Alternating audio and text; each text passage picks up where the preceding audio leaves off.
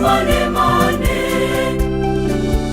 Majusi walipokwisha kufungua hazina zao, wakamtolea mtoto tunu, dhahabu, ubani na manemane.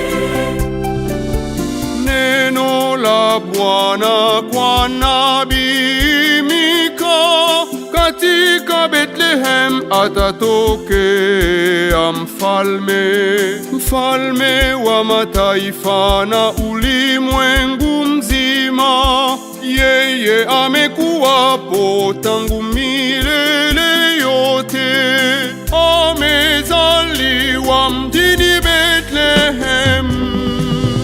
Majusi walipokwisha kufungua hazina zao, wakamtolea mtoto tunu, dhahabu, ubani na manemane.